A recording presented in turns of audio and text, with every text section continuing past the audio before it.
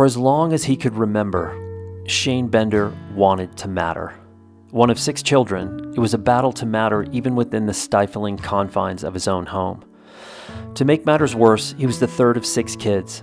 His older siblings were the beneficiary of new parents, pampered, praised, and always given the benefit of the doubt, no matter the crime. The younger siblings caught the second half of the parenting wave, the missed love of babies, toddlers, and the priceless cute of the young, refreshed and appreciated more the second time by parents with far more confidence. Shane was in the middle. His parents' first child willies were over, and they were now faced with the crushing routine of caring for multiple mouths. His parents treated Shane like furniture, recognizable, usable, but not something worthy of specific looks. Shane followed the same pattern at school. Bender, often the first or second name called during roll call, meant he was often seated near the front edge of the uniform pattern of seats, just outside the peripheral vision of the faculty, just far enough to be an effort. After high school graduation, Shane decided to forego college for 1 year so he could backpack around Europe or South America, but he only made it as far as Baton Rouge, where he was overcome with loneliness. Sitting in a cheap hotel room, he unpacked the travel guidebooks and left them behind as he bought a bus ticket back to what he already knew, a ticket back to the safety of anonymity. College was pushed back yet another year and then another. He accepted a low-level job at the family business, a pencil factory, and neither his parents nor his siblings ever mentioned his failed trips or transition. His mother simply slid his new ID badge across the table and reminded him when he was first to report to work, as if she'd been waiting for this moment his entire life. Shane in his lane. The subsequent decades passed in a whirl of unremarkable events. Small promotions, a track home in a new subdivision, built upon the town's old landfill where he knew his father tossed the family dogs after building a shrine in the backyard where the kids were told the dogs would live forever.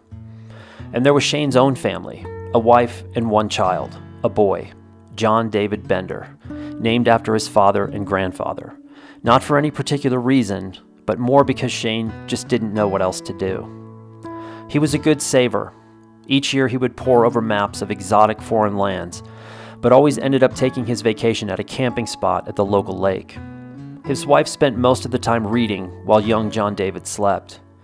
Shane would pretend to fish while he daydreamed about Europe and lost opportunities. This was the routine, the pattern. Each and every year Shane imagined his life would get easier or better, but it never did. His wife spoke of more children and urged him to join management, but Shane didn't want the added pressure or responsibility. He knew that middle management was the first to go when things got tight. He tried to be friendly and helpful, but he mainly just kept his head down. He rarely spoke to his parents, who had both retired early and moved to a warmer place. His siblings were busy with their own lives and kids and flow of everyday life. Although 4 of his 5 brothers and sisters still lived in town, he rarely saw them outside of random encounters at the grocery store or dental office.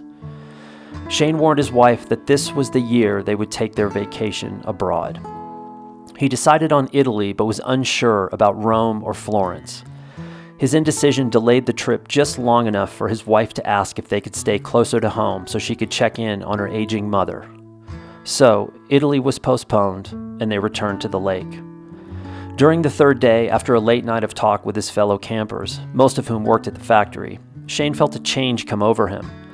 At first he thought he was having some sort of medical episode.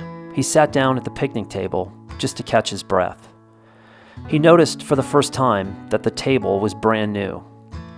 He'd been using the table for several days, but it wasn't until this moment he realized that the old steel tables had been replaced. Gone were the rusted hulks from yesteryear. The new tables weren't even metal. The new tables were made from what felt like hard plastic laced with a fiber of some sort. Impervious, indestructible. Shane suddenly felt the urge to write. Even though he had worked in a pencil factory for nearly 20 years, he rarely ever wrote anything beyond a check or a grocery list. Shane felt his pockets for something to write with, but came up empty. The sun glinted off the clip of the pocket knife he always wore in his left front pocket. Shane slowly removed the knife, flipped open the blade, and began to carve his name into the surface of the table. His wife and child were a mere feet away, and the camp was busy with activity. But Shane didn't care. He needed something. He needed something for himself, and he needed it at this very moment. This was for him, only him.